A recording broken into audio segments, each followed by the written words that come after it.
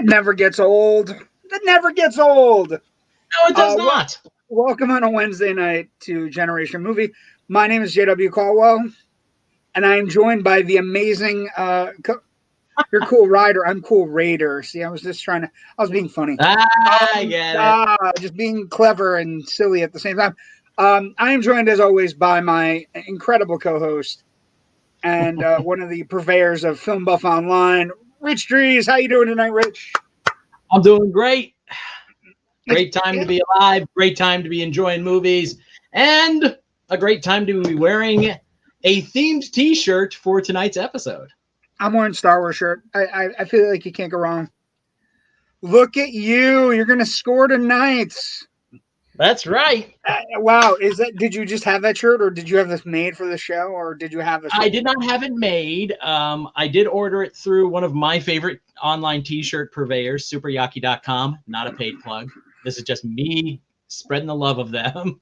And they had done a Grease 2 limited release designs a few months back, and they still had a couple of the score T-shirts.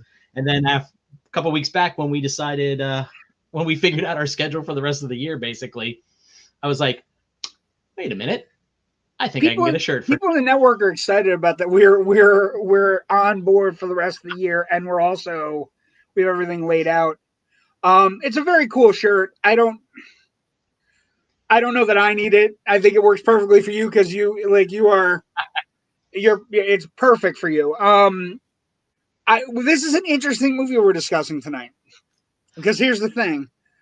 We're talking about the summer of 82, and so many movies that have come out of the summer of 82 are, the way it stacks up is they're great movies that did great, or they're great movies that did poorly, or in this case, they're ill-received movies that also did poorly.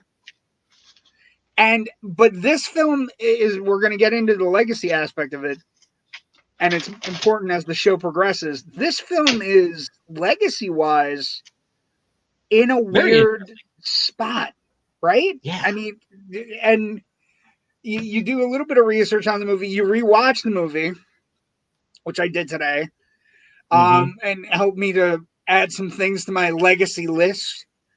But it's a weird rewatch. It's a sequel. Ostensibly it's a bad sequel with great component pieces to a pretty beloved film from the 70s, right? You're in the wheelhouse of the 70s. Of a mixed bag. Yeah, it is. Because for everything that goes right, 2 or 3 things go horribly wrong. And then for the things that go horribly wrong, some things go really horribly wrong. But there are others that are like just wonderful little things that are floating through the movie, like Tab Hunter and Connie Stevens and Eve Arden and people who are refreshing the roles from the original. but they're not people that you wanted to see from the original. Like it's a weird bag, man. So let's start. Okay. Can you give me 13 seconds to go across the room because I grabbed the wrong tablet with the wrong notes. Oh, unless you no, want to hear me talk about can't. the documentary that I'm also reviewing. I have to write the review for later on. So no, come on, right go. Come on. God, I hate it when people have to go across the room. Damn it. No, it doesn't matter to me. This is a good time to let everybody know. We're Generation Movie, not Generation X, Y, or Z. Generation Movie. Also, good time for Rich to get this in, and we can run these throughout. But if you like the show, the Indie Escape Network is a great place where we have a bunch of very like-minded individuals. We have people working on shows that have great guests every week. Like CJ and Gabe and Brandon. And then we have people like Tim Milliken, who's kind of working in the background of things. But he did this Night of the Jitters cast reunion, which is a movie I'd never, ever seen in my life until Tim mentioned it. He's doing a couple cast reunions for Trick or Treat, the 86 version, not the one that's being re-released to theaters this year. God, I hated Saw. Anyway, I hated Saw because Saw ruined so many Halloween movies' chances. But Tim's working on a lot of cool things. And so is everybody on the network. And then you have the Mothership, which is like the end of the night, which is on Sunday nights, which I got to actually produce this week because Joe Ridgely was out of the loop a little bit because he's got the Rona. But we have our Facebook page. We also have the YouTube pages. So just keep track of everything. A lot of good people getting together and starting building from the ground up. And Rich and I are happy to be part of it. So let's start. This movie, man, is a mixed bag, but it's also like there is an exuberant gonzo-ness to it that is like, and it also has one major card. But let's start with the production. So the moment Grease hits and costs $4 million and grosses in $78, which would be $400 million now, they start working on sequel concepts, sequel plans, and nothing seems to work. And Paramount asked Alan Carr, who basically was a co-producer on the original. He's paid $5 million to produce a sequel. And it's the production starts within 3 years of the original film. So 78, Grease hits. It becomes an immediate hit. It does well. Whatever. Carter hires Patricia Birch. So it is a film, another film from the 80s that's directed by a female, by a woman, which isn't super, it's not as normal as it is now, right? And she was basically, she was the choreographer from the original and for the stage versions of the original musical. So he hires her, gets it going, and she didn't really want to get part of it because all of the original composers of the original say no. And also, wisely, a little thing happens where John Travolta and Olivia Newton-John also say no, which, again, should be a sign. There should be a giant sign that if you have a major motion picture and one of the actors, one or both of the leads don't come back for the sequel, you should not go through it. I mean, it's very much, Speed 2, Cruise Control. Like it, no Keanu, no show. Bullet goes back and it just becomes this mess. But she signs on and she agrees to do it. And then none of the original composers come back. And there's death and all kinds of things going on and around it. And they come up with Ken Finkelman, basically a guy who's working at Paramount who just had wrote and directed Airplane 2, the sequel, which is not good. Is not good and also isn't funny. as the original, and again as a sequel. Like, there are so many things lining up where you go, why? What are you doing? But Finkelman agrees to write it. And then the budget balloons to 11 million, which is double the budget of the original. Over double budget of the original. Almost And tripled. almost tripled. And then they start talking about it's not just going to be a sequel, it's going to be a franchise and 4 films in a series.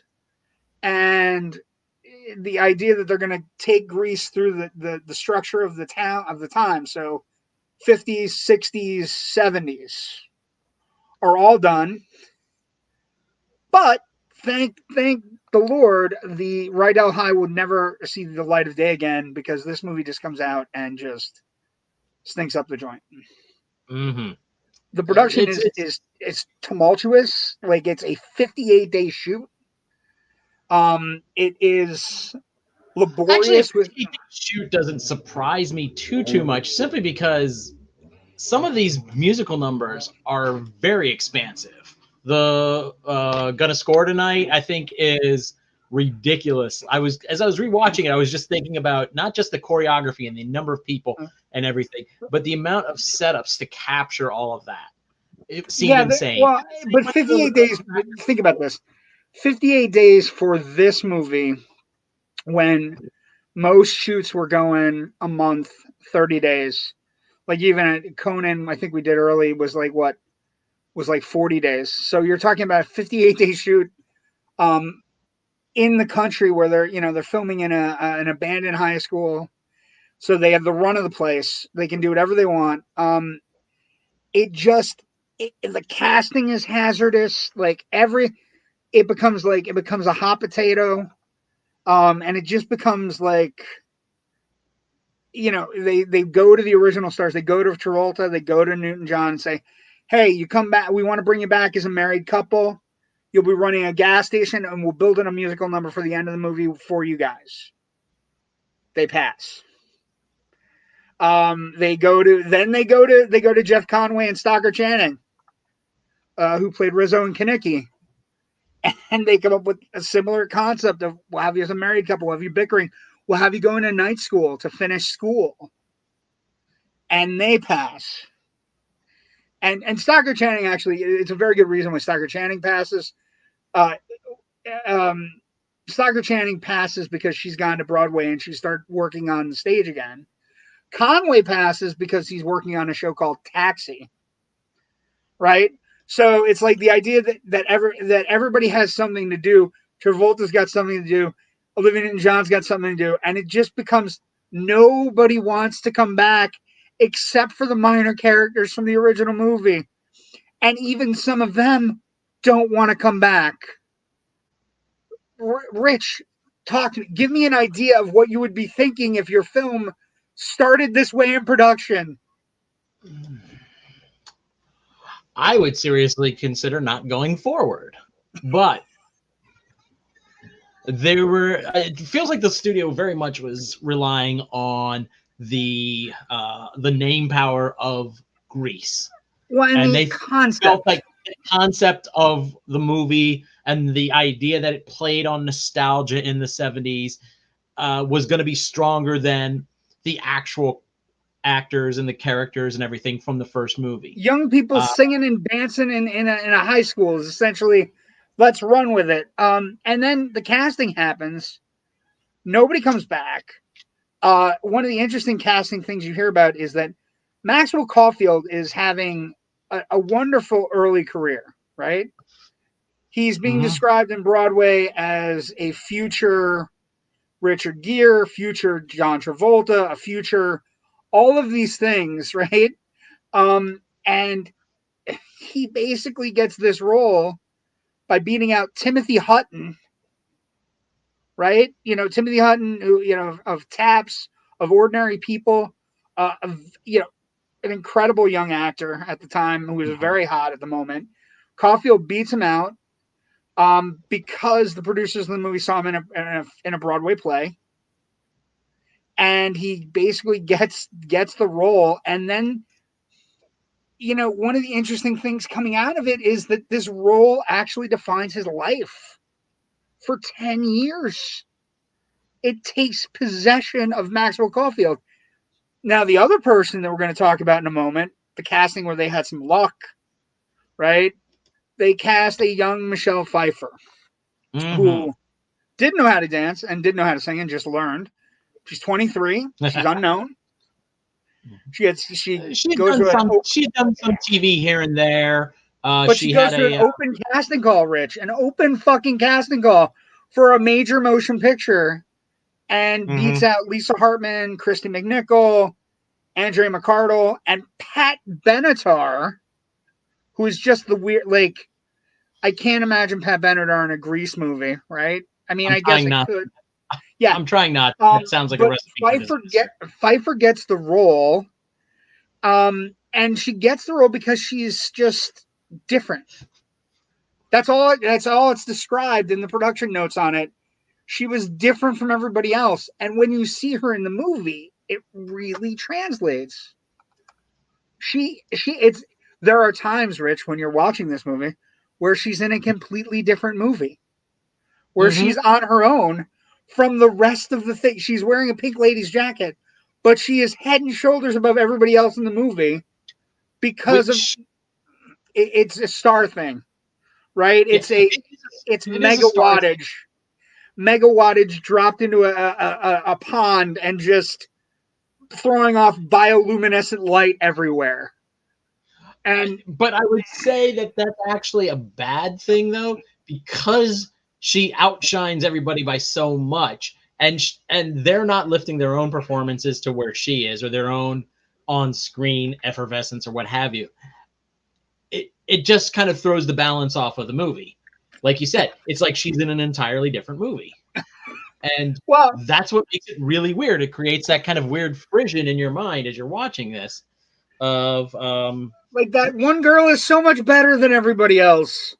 How is that happening? And part of it is, just that she's definitely quirky, and she definitely has whatever that has made her a star is on full display. That this is one of those premiere movies where you watch an actress who's become a major star, and you go, yes, that everything right there. And the movie I was thinking about today, right? I mean, everybody, you love her in Batman Returns and you love her in all these movies. But the movie that this movie reminded me of today, and it's a movie we don't talk about a lot, right, as critics or as fans, but a movie called The Fabulous Baker Boys, where she is sultry but demure. She is sexy but not over the top. She can sing, but she's not great at singing. You know what I mean? All these things. And that is what I was most thinking about watching this movie, was all of those are on display later on when she gets another break with the Fabulous Baker Boys, right? So she talks about it fondly. There's some quotes about her, about how when she got cast, she has a really good quote where she said, "This is really weird for me. I've been taking singing lessons and I had taken dance because I love to dance, but I had never considered myself a professional at all. I went on this audition as a fluke, and somehow through the process of going back and dancing, then going back and singing, I ended up getting the part. I went crazy with the movie. I came to New York and the paparazzi were waiting for me at the hotel. I was basically very private, and I'm really nervous about doing publicity. And every time I set up an interview, I'd say, that's it, and this is my last one. I'll do this because I'm committed, but I'm never doing another one." It was insane.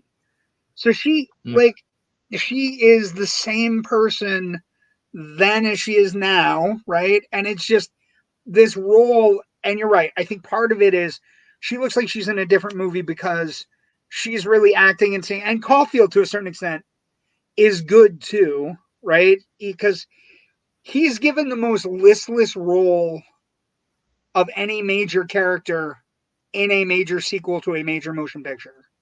Because he's given the role that's both roles from the original, right? He's stuck with not only being the clueless, innocent Sandy type, but he's also tasked with becoming Danny Zuko.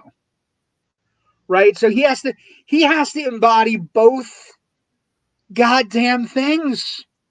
And it's damn near impossible. Like, I can't think of any actor that could have pulled it off. And certainly not Timothy Hutton. But certainly not the other actors that I saw up for this role. And I think it's a damn near impossible role to both envision. Okay, we're gonna do a gender flip, right? The cool one is gonna be the pink lady, and the nerdy one is gonna be the one that wants to be a T-bird, right? We're gonna do a gender flip. We're also gonna make that character that's trying to be a T-bird who isn't cool. We're gonna make that character related to Olivia Newton-John because of the good warm feelings we have from Olivia Newton-John. And so this production is just off to it's a what the every decision, Rich, is a what are you doing? And what's amazing about it is that when you rewatch it, or when you watch it again, or if you've never seen it, it is both a carbon copy of the original Grease and a terrible copy of the original Grease. And it's with wonkier star power, with a different, with way hornier. Right? Oh God, yeah. Like it just, and it just becomes this weird. And the production goes well. I mean, 58 days though, and one of the things that can be said is, I do want to bring up a couple of other people in this cast here. First of all, Lorna Luft is in this movie. That's, daughter of Judy Garland, half sister to Liza Minnelli. She's playing Paulette, one of the pink ladies. And how she didn't get a lead when if you're looking for some star power and you just say, oh crap, Lorna Luft walked into our office. Let's see if she can, can handle the lead part. And even if she's a little shaky, you maybe give it to her instead of, this unknown person whose biggest acting role was playing a character called The Dish on the TV adaptation of Animal House a year earlier, for goodness sakes. No offense to Michelle Pfeiffer, because she's wonderful in, virtually everything she's done. But I'm just thinking from the produced serial standpoint, Judy Garland's kid walks in. And you're like, no. Yeah, well, no, I don't think but like you're saying though, the production, everything about the production, everything that happens, Rich, it's one of those movies that we're talking about in this infancy of our show. It's one of the rare movies where nothing goes right. People die. Like some of the composers die. They can't get a writer. They get Finkelman, who wrote a terrible Airplane sequel. Everything goes wrong, Rich. Everything. And still some other great people in this cast, though.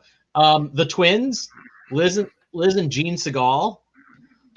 They go on to do that sitcom that they had for several years called Double Trouble, that ran for a couple of years. And I think they both had some interesting. They did some acting here and there, and then they both had some interesting work. Well, one of them had a guest starring role on Quantum Leap, and for something, the other one had to come in and play her mirror image in a mirror, in similar to the way that Terminator 2 does that trick. Yes. I was just talking about Terminator 2 yesterday. That's funny. Then Gene went on to direct. She's directed episodes of Last Man Standing. Just looking here, iCarly, the new iCarly reboot, 2.5 Men, some episodes of Mad TV, and Just Shoot Me. You can find people in the cast and stuff they've done. Yeah. Christopher McDonald is in the cast.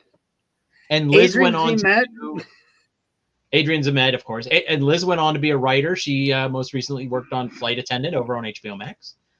And I want to call bullshit a little bit on somebody saying they couldn't come back because Jeff Conaway couldn't come back because of Taxi. Didi Khan, who plays Frenchie, comes back for this. This was filming in the fall of '81, and she had just started on Benson at that time.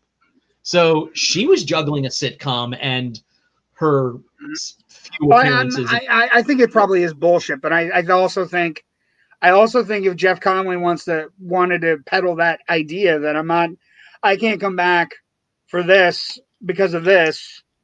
I mean, Soccer Channing did it. They all did it. Like Travolta and Newton-John had no problem saying no. We're good.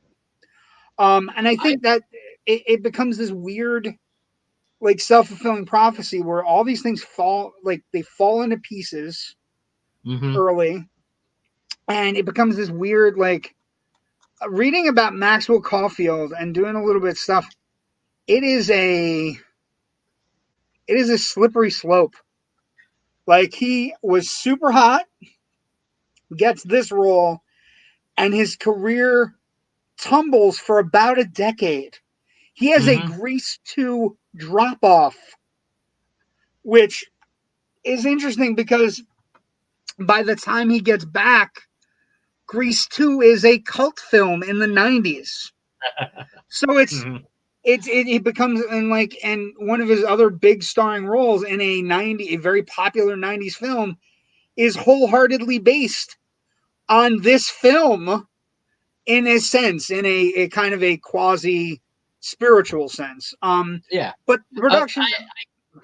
I had one more question about the casting. I know you're trying to get into production. I do have one more question though about casting. Sure, no. I'm good. Why is Eddie Dees in here at all?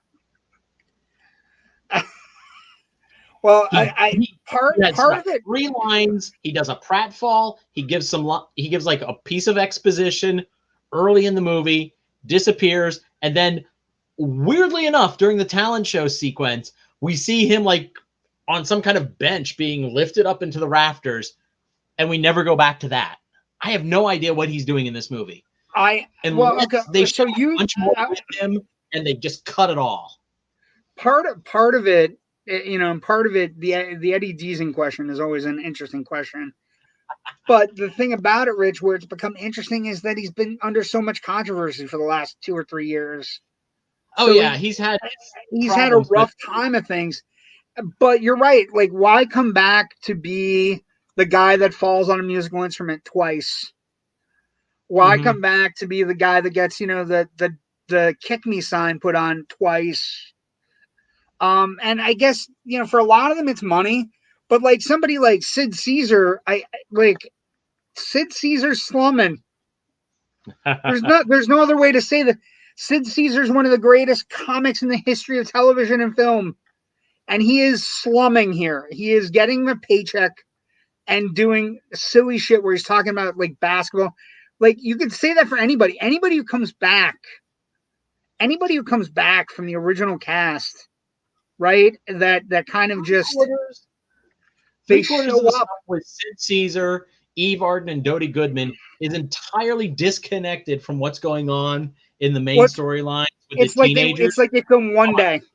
Right. It's like they film one day, and it's like a television thing. It's like they're in the office, or they have very little interactions with any of the cast. The only people that do have interactions with the cast are Tab Hunter and Connie Stevens, right? They have interactions with vast swaths of the cast. And Tab Hunter, of course, he takes the role as like, I might be getting back in because he had just got done with John Waters and Polyester, right? So he comes in and he's like, maybe I could kickstart my career again here. Grease is very popular. That's how his agent sold it, right? Like, oh, I'm sure it's a sequel to a super popular movie. You're gonna get a lot of play out of this. But I don't know. I don't know why some of the cast members come back. I don't know why. I don't know why they thought it was a good idea to just not move like 5 years ahead in Rydell time, and maybe even, there's a new principal and there's a new, everything new. But everything about this movie screams sequel that wants to wholeheartedly copy the original.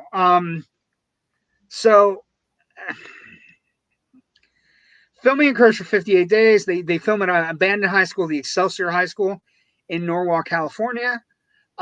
They have several scenes that are cut. They have all kinds of things that happen. And then they have the music. The music gets added, and I gotta say, Rich, the music's catchy as fuck. It's catchy as hell. Some of it is beautiful, Hamilton-esque, kind of like earworms that get trapped in your ear and never escape, and you'll be humming them the rest of your goddamn life. Reproduction, I don't know how you don't hum Reproduction. I don't know how you Cool Rider. I like, these are all parts of the production that happen and occur, but some of the music is terrible. But some of it is. I don't like Cool Rider. You don't like Cool Rider? No, it feels a little too modern, out of the time frame of the movie, and that's always a big thing with me. I get kind of edgy. You want to see me go off and rant about Dirty Dancing? Ask me about when they abandon using period music and go to that time of the song "Time of My Life" at the end with all the keyboards and everything. That's obviously not period, and how it just drives me up a wall. I feel like that we should save that for a Dirty Dancing episode. I'm not gonna do that now. Everybody's gonna have to wait until we do Dirty Dancing. But yeah, so that song doesn't sit well with me. I do like Prowlin'. Especially how they kind of just creepy though. Prowlin' is super creepy. Now, I guess now. It's a nice doo-wop song. Oh yeah, but I also like in the production of the song how they're outside, they do the spin, and they're in a space with the shadow play going on behind them, and you're just like, oh, this is like an old school Hollywood musical production where they kind of abandon the reality of everything for a moment to do it, as a stylized song and dance routine. Well, and that's never like that's amazing too.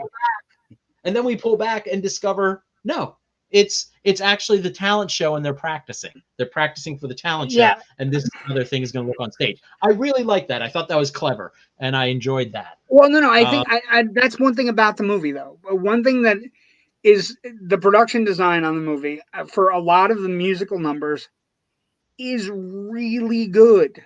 Like it's really good, and it's fresh even in our day and age for musicals. I feel like one of the legacy components that we have to discuss about when we get there is how it might have inspired so many of the musical stuff we see now. Yeah.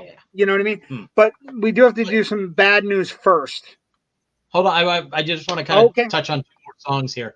Girl for All Seasons and Rock-a-Hula Luau both feel very much like, songs of the late 50s, of the early rock and roll era. Especially Rock-a-Hula Luau.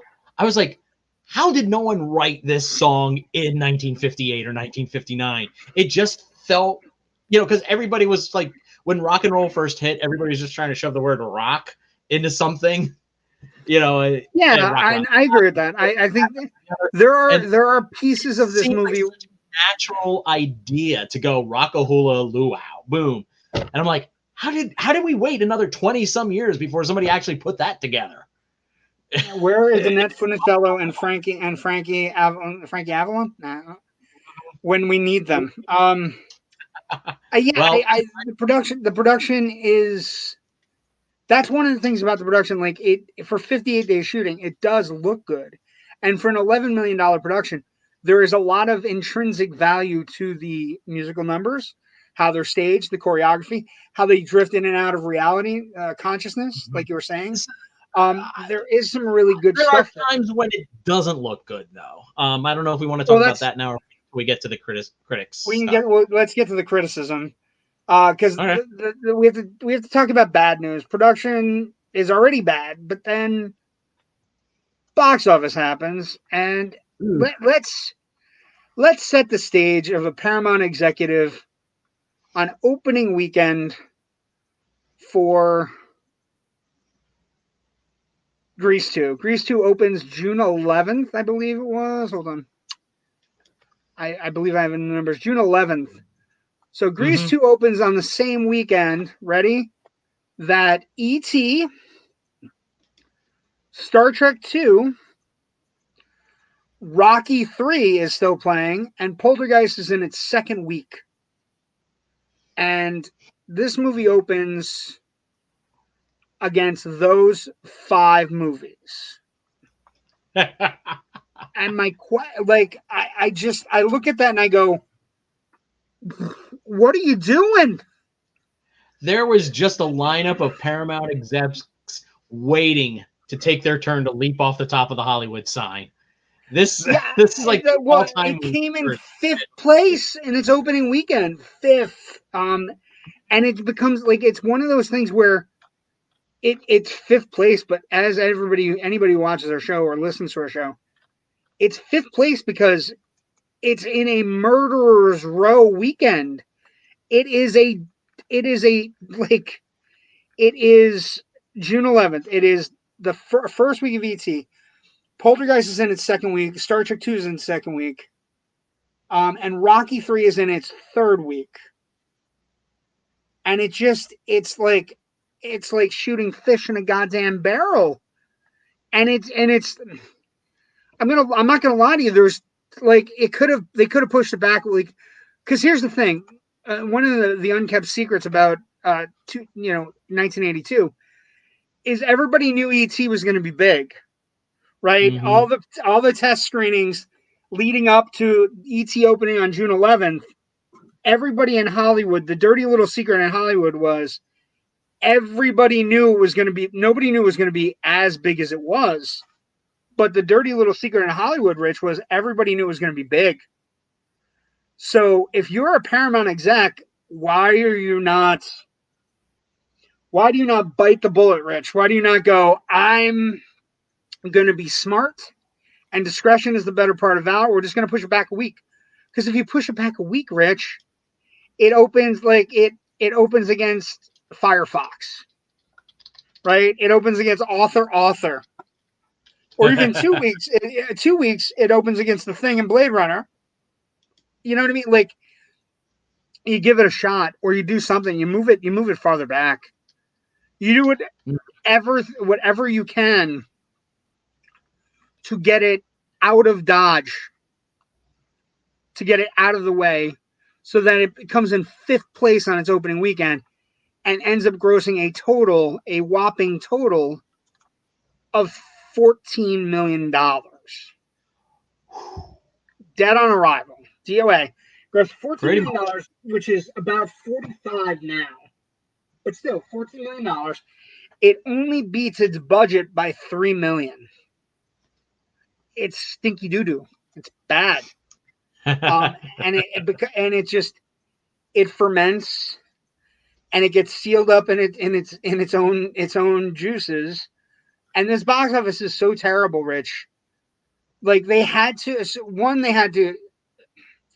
Again, the dirtiest little secret in Hollywood was that E.T. Everybody knew E.T. was going to be big.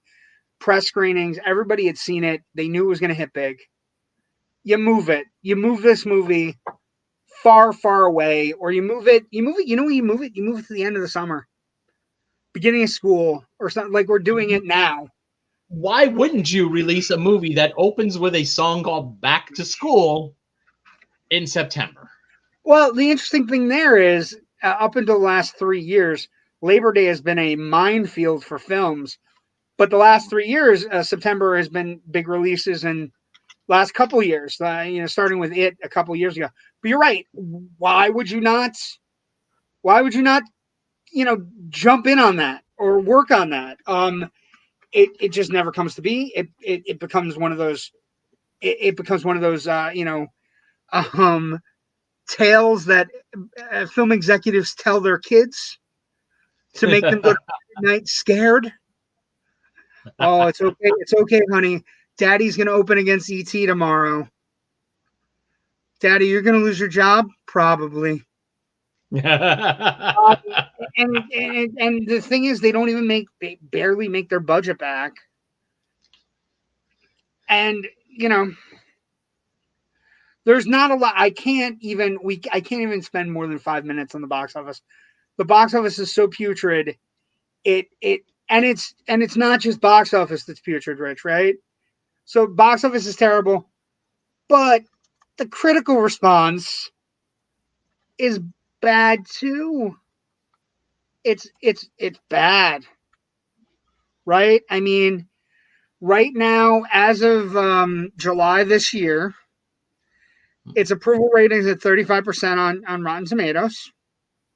It's based on 43 reviews. It's got an aggregate of 4.3 out of 10. And yet, as we talk about it, it's got these horrible reviews. Metacritic has a 52%. That's only from 11 critics, though, which makes it mixed. Yet, it's really funny. The reviews all pick out pieces, Rich, that they find brilliant.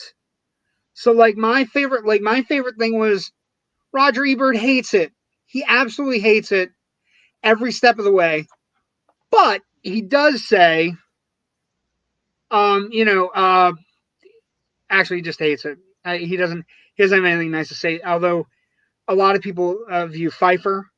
Some critics view the scores and the that it's just a kind of a gonzo ride, right?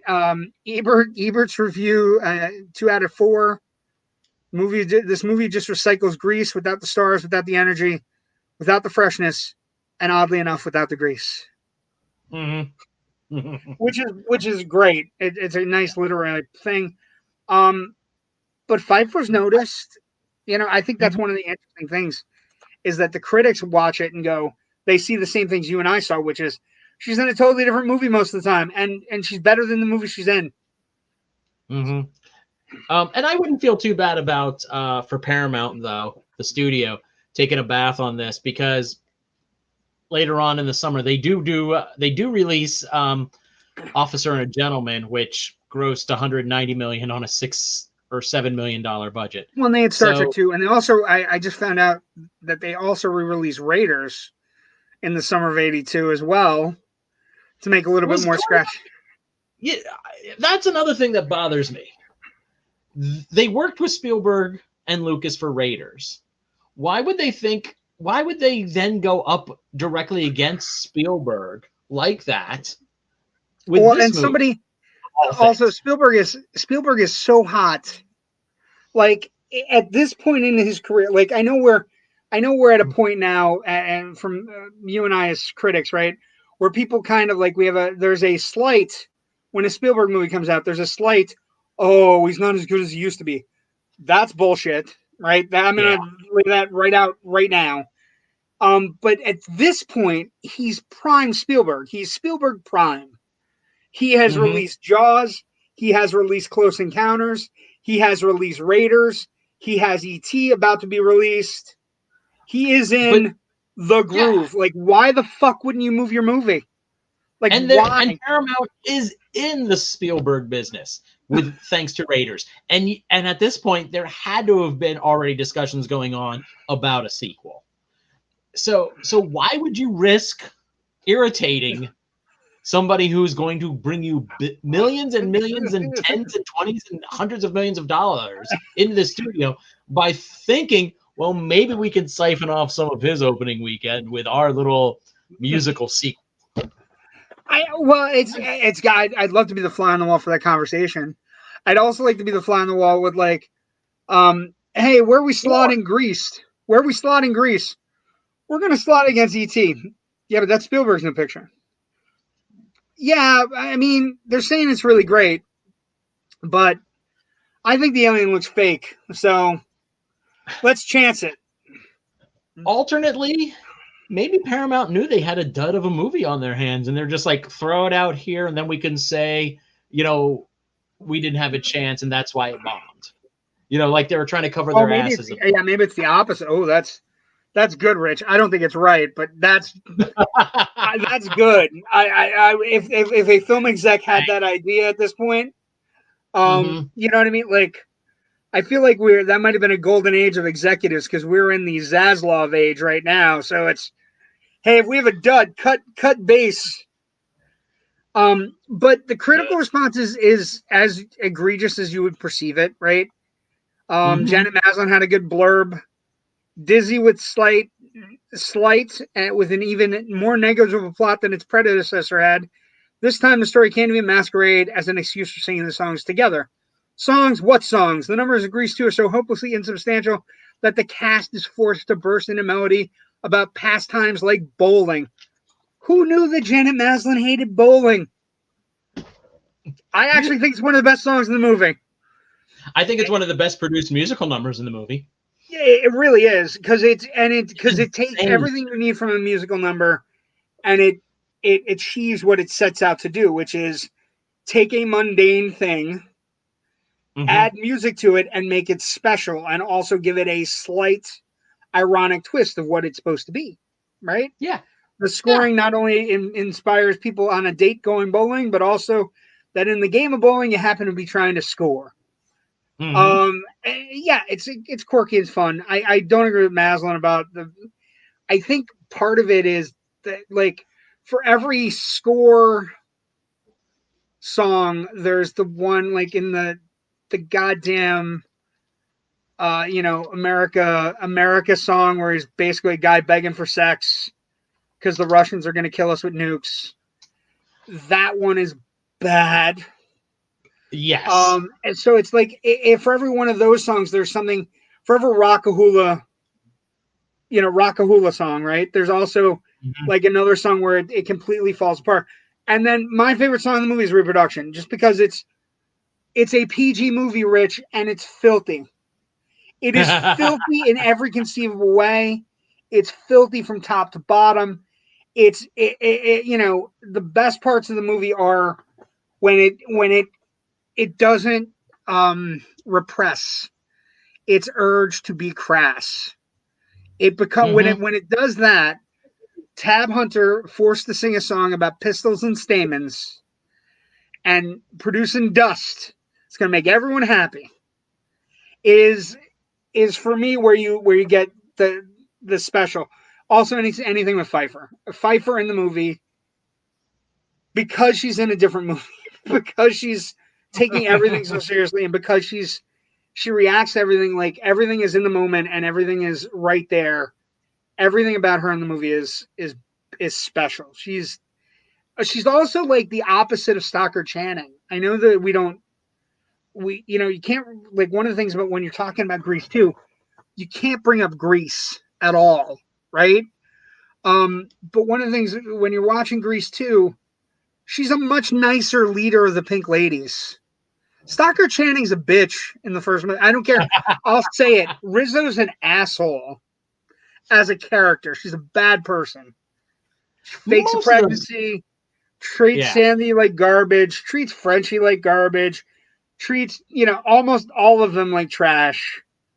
And the thing about Pfeiffer is her Pink Lady leader is a much nicer, kind of like in her own personhood, running her dad's gas station, tomboy-ish, kind of, I don't know. There's just something about her.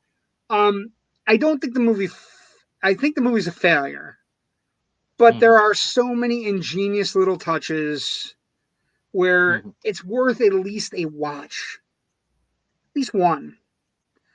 I mean, maybe two if you decide you really like the music. But you can do that on YouTube, and you don't have to sit through the entire thing, because it's a slosh to get through, man. I looked up today, and I looked at the time, and I was like, that's 2 hours. That's a 2-hour movie, Rich. It's an hour and 55 minutes. I was amazed. You talk about Michelle Pfeiffer's character being a bit of a tomboy and running the gas station and everything. There seems to be it just sort of happens. We cut to the gas station and she's there. There's some weird transitions there, and I wish that that the movie kind of took a little bit more care in setting some of that up. What's a great transition song in Bye Bye Birdie? How Lovely to Be a Woman. That yes, where she comes in, she's dressed all in beautiful clothing, and then we basically see her change into jeans and a baggy sweater and a hat as she's singing the song. But how lovely it is to be a full-grown woman, and then she becomes a tomboy basically in front of our eyes. Right. It needed a song like that, I think, to kind of smooth that out, give us more of her actual character. Cool Rider talks about her desires a little bit, but I don't think it's a great song. But it doesn't kind of let us know who she is before. That is one thing. That's one thing that's lacking. She never gets that. And but when you see something like Bye Bye Birdie, like that's like I view Bye Bye Birdie as one of those musicals that's like American elite musical, right? Like it's up way up here. The problem with this thing, the interesting thing, we were talking about it earlier, like she works at the gas station, right? One of the original script pieces that we talked about, and one of the things that was supposed to set up for Travolta, there was a number that they had written called Gas Pump Junkie, or Gas Pump Jockey, I should say. Mm-hmm. How did that was in that original script, and she is a gas pump jockey, and it doesn't make it into this fucking version of the movie? I don't know. And the thing about Bye Bye Birdie, though, is it was written in 1958, and it comes from that establishment viewpoint of rock and roll is weird and kids stuff and childish almost. Because I think the movie is kind of disdainful of the character of Birdie, but Grease is coming at, and Grease 2 is coming at it from the opposite end, where the establishment grew up with this and now is feeling nostalgic for this, which I think is interesting, because to see that shift in point of view, and I also am always fascinated by like movies of the early 60s where they try to portray the counterculture, and it's always feels condescending, or like 70s, early 80s. It's always like you dirty hippies, her hair. Well, and the late 70s, early 80s when they show punk culture, like on Bosom Buddies for one, and it always again feels like kind of condescending because they don't really understand it. And then and the thing get beyond it, and the people who were part of it look back and make. I think the other side that you have to look at critically as well, right, with regards to not understanding vast swaths, there is a fine point here that they don't understand the appeal of the original movie. That you're making a sequel that was dependent almost single-handedly on its leads and their chemistry. Yeah. And to not it's like making a sequel to Pretty Woman and going, we don't need Richard Gere and Julia Roberts together. Or making a sequel making a sequel like Speed 2, where you don't think you need Keanu Reeves and Sandra Bullock's chemistry. You just need her in danger, right? And that's got to be part of the critical response on this movie, is that it just doesn't get it, whatever about Grease is. They were trying to capture lightning in a bottle again, but they forgot to bring the fucking bottle even. I forgot to bring the lightning too. Like they don't have anything. Like we're trying to capture lightning in a bottle. What do you got? I got a bowl. Yeah, they're just like trying to catch it with their hands or something. It's fucking ridiculous. But I see where people enjoy it. So your mileage may vary, and God bless you if you do. Well, and that's where we get. That's a perfect. So your mileage may vary. Mm-hmm. What is the legacy of this movie? The legacy is in the 90s, it becomes very underground popular. So much so that after 40 years of release, there are at least been 20 articles written this year, and I almost went through every one of them, that basically, these are the questions. Ready? That Grease 2 cult following explained. Does Grease 2 deserve cult status? There's about 20 articles, and it has a cult status. It has something to it. The quirkiness of the Pfeiffer, the quirkiness of Maxwel Caulfield, right? Mm-hmm. The overtly sexual nature of the songs, how they are staged and how they are photographed, all lead to this cult thing. And one of the things I mentioned that I was shocked to read But I guess at some point, Andrew Garfield gave a. They asked him his top 5 musicals. It was right around the time he was doing Tick Tick Boom, which is a fantastic Jonathan Larson musical. It was on Oh Netflix. gosh, yes. And Garfield's a very talented, he's a very talented kid. He said Grease 2 is in my top 5. I love it. I love every minute of it. And it's like, you start looking at it and you go, this cult is a wide deserved cult. It's a status where it's achieved it over time, where it's worn down. And even people who were talking about the show earlier saying, I can't wait to see your show tonight. I can't wait to talk about it. I had at least 3 people say to me, I like Grease 2 better than I like Grease. And I look at them like they're crazy. But I also understand where it could topple over. Like, it could be the thing where you're watching it and you get so obsessed watching Grease that you watch Grease and you notice the flaws, right? Maybe you don't like Soccer Channing. Maybe Olivia Newton-John's turn is too fast, right?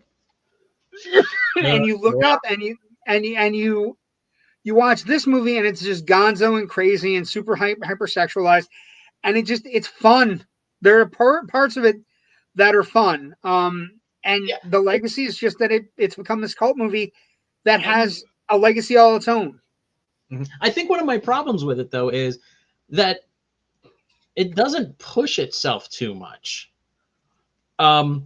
Especially in the finale. The Rock-a-Hula Luau song itself is kind of fun. And then everything else kind of plays out without music. And then it's over. Then they do almost the exact same, high school carnival ending from Grease. It's built. And, you're the one that I want. And then it gets crazy. And then they get in the car and they fly off into the sun and burn to death. But I was going to say die from asphyxiation because they leave the energy. They live the planet's. Once you leave the planet's, you would die. You wouldn't. But that whole sequence just kind of builds and builds and builds and builds and builds and keeps building. You have Rock-a-Hula Luau, and then it just kind of, there's some motorcycles driving around. It's in a badly staged sequence. Badly staged scrum. Just crazy, where you're just like, whatever. Yeah, it's, and I hate to say it, first-time director, I don't think she knew what she was doing, and she shoots all the dance stuff great because she's a choreographer, but the other actiony stuff, the dramatic stuff, just especially right there at the end, the car sequence, the bike sequence in the middle of this movie is horrific. It would make John Wick kill himself. I mean, it's bad. But the legacy, the interesting thing is, you don't hear, if people really love this movie, they don't say a bad word about it. And I was thinking about other legacy stuff. So today I was this year's old when I realized that Pamela Adlon, who's become a force in TV comedy making, right? Mm-hmm. She's knee deep in this movie, and she's the smart mouth kid. And it's like, you watch the movie and you're like, I know her. And it's the same voice, Rich. It's not only the same voice that she writes with, it's the same voice that she talks with. And I was watching it going, that's amazing. That's an incredible legacy for this movie. The other legacy that I have to talk about is you do not have Rex Manning Day in Empire Records unless you have Grease 2. And he gets the role in Empire Records specifically so he can play on this role in Grease 2. And Empire Records is one of my favorite movies. So it's one of those movies from the 90s that I grew up with, like Singles and all these movies that came out when I was in a love searching part of my life, right? So you don't have that movie either. And you don't have Michelle Pfeiffer on a goddamn piano, right? Because maybe she doesn't get singing lessons again. Or maybe she doesn't, maybe she doesn't take the Fabulous Baker Boys. So this movie gives us it's ill-conceived, it's ill-produced, it's it doesn't launch the franchise they wanted. We don't get 4 movies and a TV series. It's all these things, but it does give us some brief moments of joy that linger for 40 years. Mm-hmm. But we are getting a TV series. Rise of the Pink Ladies, which was announced last summer, is going to be a series that's already shot. It's just waiting for them to give it a premiere date. Where is it at? Paramount Plus. Oh my goodness! It's so set is it 4 years in Greece, and is just going to be about the Pink Ladies. And 4 I'm years assuming before Greece or after? 4 years before Greece. Oh my god! So they're gonna try to do a young Rizzo. I don't know if it's, or is it gonna be like, is it gonna be like Strange New Worlds where we're just waiting for Pink Ladies to show up? Like, I'm waiting for Kirk. Okay, I'm waiting for Spock. Awesome. Bones. Where now it's gonna be like I'm waiting for Rizzo and Frenchie to show up. I'm looking at the character names right now in the Hollywood Reporter story, and I don't see Rizzo. So I think it's I missed this today. I'm so sorry. I feel bad that I missed this, but also I don't feel bad because I had to watch the movie today, so I don't feel bad. Well, I don't feel bad because one of the supporting cast member, I know one of the father of one of the supporting cast members, and we talked about it several times. You had like an in, but okay. But here's the thing: I would have forgotten about it myself. Are we prepared for this? Are we prepared for Rise of the Pink Ladies? Is that it's going to be a TV series though? I think it's like either 8 or 10 episodes, like again on Paramount Plus. And let's face it, I think people are ready for it. I mean, you don't get Glee without Grease and Grease 2. Yes, really. I agree. Well, no. I think people are ready for it, but I think it's so. Well, and so this legacy viability thing now comes directly into play. What I would say to you is, I think people might be ready for it because we're in a rare moment of pop culture where nostalgia legacy sequels are succeeding at a geometric rate and producing completely viable both movies and television, right? We're talking Cobra Kai. We're talking Top Gun Maverick. We're talking Ghostbusters Afterlife. We're talking so yes, I could see it happening and succeeding. Like, that's something I think my wife will run right out and be like, yes, when does it premiere? Put the Pink Ladies on my television screen. And I think it's kind of funny that we are now nostalgic for nostalgia, basically, because Grease and Grease 2 are just nostalgia movies. They're just movies that are affectionate about a period of time that no longer exists. Well, here's the thing, though. But here's the problem, right? So when Grease comes out, they're theoretically making fun of the 50s, right? And it's almost a spoofy-ish, right? The reason they get Airplane 2 directors because they think they can spoof it a little bit more. But the moment in time we're at right now, and we're talking about this, or like I was talking about this today, and before we came on the show tonight, I can't believe we're going to hit it right now, but how much of the Pink Lady show is going to be written as it's too woke? Like, there'll be a black Pink Lady and everybody will freak out, or there'll be Hispanic Pink Lady and everybody will lose their mind. Like, and because they'll be like, well, you're talking about the 50s, you can't talk about the 50s. Blah, blah, blah, blah. Like, I feel like it's one of those things where we're going to have, and as I was telling you before the show, I am over this woke pop culture war that we're having about everything. Times have changed. Time to move on. Fucking relax. If it's not for you, don't watch it. Turn it off. I'm done explaining things. Well, right? I look at it this way. Woke just means being aware of social inequities around us. And if you're against that, why would you be against being being aware? I'm not asking you to actually do something about it. Just be aware that, these things, it's just be aware that other people are watching your shit. Like, be aware that maybe somebody else might be enjoying Marvel that's not a male, that has read comic books in a fucking corner for 16 years of their lives. Probably 20. I'm just well, what I'm saying, like I feel like if you're already spoofing the 50s, and the portion of this audience that is theoretically there and has been part of Grease 2, are they going to be there for the Pink Ladies show in the sense that they're going to come into it with being able to spoof that period of time that a lot of people apparently want to go back to? It's the other thing that blows my mind.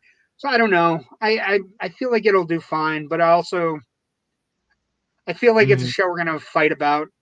Like I feel like every once in a while, like I hope not too, but every once in a while now, Rich, when I hear a project announced and I just hear the fighting in my head before we even get to her, and I just think like for something like Grease and Grease 2, they're so stupid on their very basic. Like they're goofy and charming and fun and charisma based, and just the idea that we're going to fight about, well, that's not my Pink Ladies, you know what I mean? Like I can just see it, and I gotta get out of my own head. But anyway, that's a great franchise. That's a great franchise viability. We're gonna get a Pink Ladies show, which is super cool. And I mean, if you're Paramount Plus has some really good stuff right now. Yeah, if you're going to try to exploit the Grease, IP, and that's basically what studios who have their own streamers are basically doing. They're just looking to exploit their own IP. Then you got to do the Pink Ladies. Well, you got to do the Pink Ladies because you can do a good show about the Pink Ladies. Pink Ladies are interesting. The gist of the Grease fan base is young women who wanted to be Pink Ladies. Yeah, you can't go back and remake a Grease because that's a fool's errand. No one's going to be happy. Although when they did the live musical a few years back, wasn't bad. When there was that brief spate of doing live television with a musical and stuff like that. Yeah, and then, famous musicals in a live slot right around Christmas every year. Yeah, I thought whoever it was who did Grease did a pretty good job. Out of all of those, it was one of the better ones. Like the Sound of Music one, I recall was terrible. That was Carrie Underwood's fault. I was just bad. But I will say this one was a lot of fun. I thought I enjoyed that. Here's a thought process I had today. We're actually, I'm doing it on Loud Nerdy for this week's poll. Here's a question for you, Rich. Okay. Because I saw Jaws in IMAX yesterday, and I was thinking midway through. My friend Ren Schmidt, who's no longer with us, may he rest in peace, always used to make fun of me that he would, whenever I would run into him or whenever he would come to see me and we would go to the movies and stuff, we would have long dissertations on why they're going to remake Jaws someday. And it just it was the kind of thing he would shiv me. Like I would get into a car with all my friends and he'd be acting like the discussion in the car was, yeah, and that's why they can remake Jaws. You know what I mean? So like I'd get in the car and I'd be like, you're fucking like. So as I was when you said remaking Grease, yeah, that's the kind of stuff he would do to me. When you're saying remaking Grease, right? We can never remake Grease and put it out for big screen consumption. Mm-hmm. But if you were remaking Jaws, Rich, who do you cast in those roles? And this is yes, that face. And here's what. And why is Quint the hardest one to cast? The other two, I feel you can get away with the other two. I feel like the other two, you can find people that are close, right? Find people that might have a little bit of the manic energy of a Richard Dreyfuss, or might have a little bit of the manic energy of Roy Scheider. That's absolutely bonkers and hilarious through most of the movie. By the way, the factor here, my first gut instinct is to say Jeff Goldblum for Hooper. Oh, that's pretty good. Well, but that's interesting. I had this brilliant idea because I was thinking about at the time of the show that I just did, Loud Nerdy. I was thinking of Force 10 from Navarone, and you have a tie with Harrison Ford in Call of the Wild as Quint. Like the bearded, grumpy Ford. Ooh. Yeah. Yeah. I don't know why.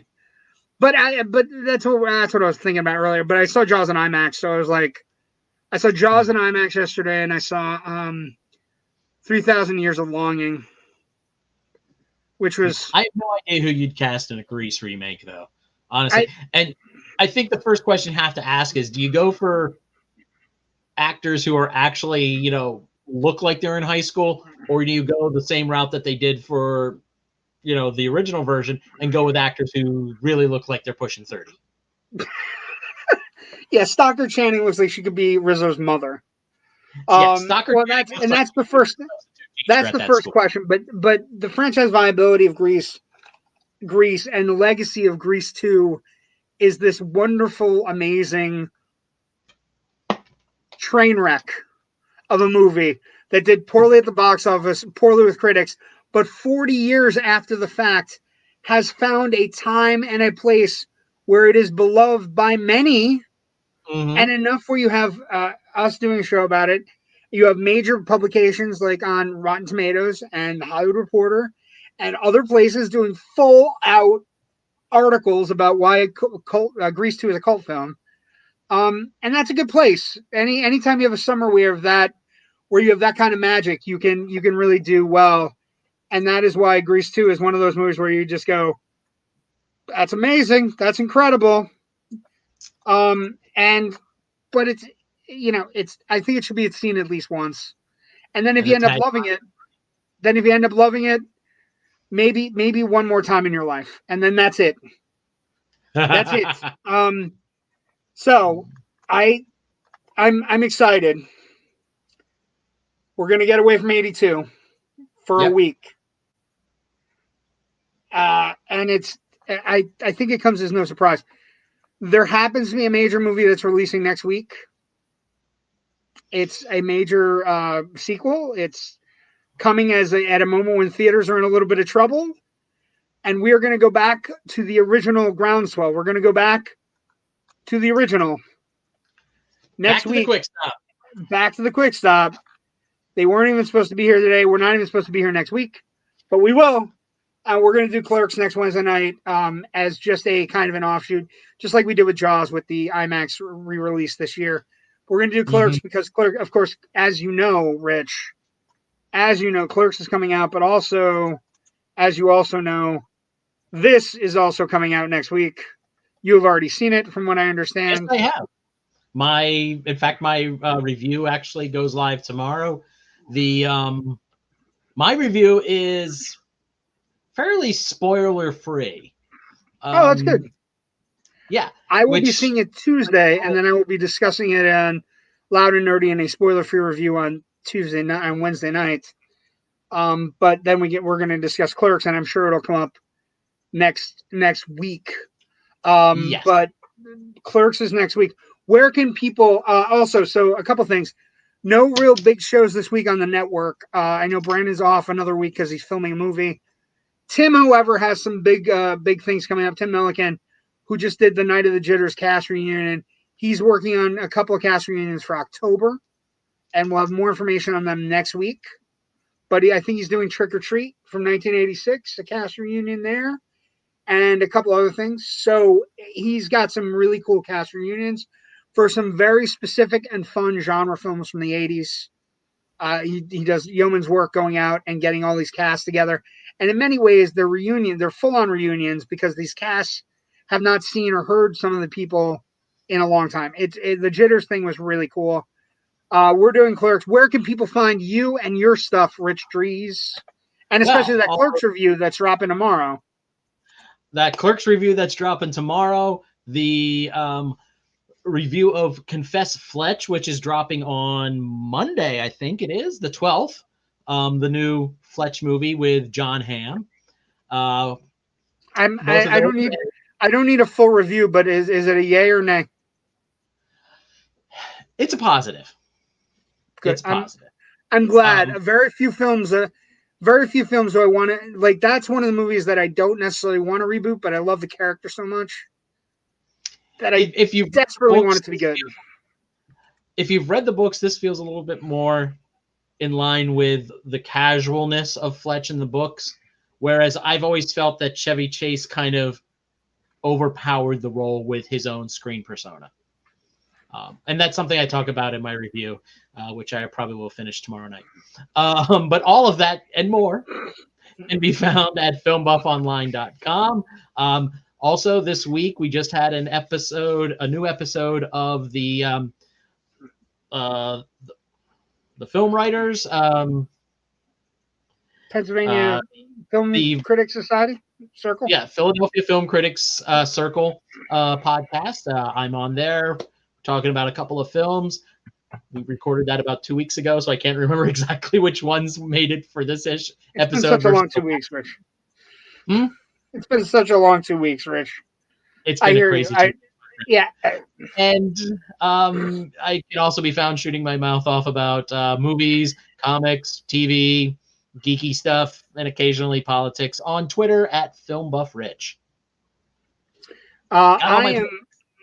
That was fantastic. I am on Twitter as JW the Movie Guy. I'm on Facebook as JW the Movie Guy. I might have a PA here and there, but it's usually JW the Movie Guy. We do this show every Wednesday night at 10 on the Indie Escape Network. We're super happy with the network and everybody involved. I also do a little show called Loud and Nerdy that's blossoming into other things right now.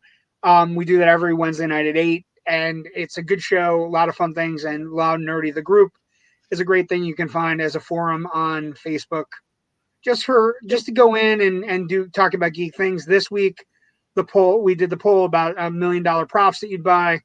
Next week, we're going to do a poll about what is the movie you do want, the top 5 movies you want to see remade, and maybe getting into the casting and everything down the bottom in the comments section. We'll see what happens.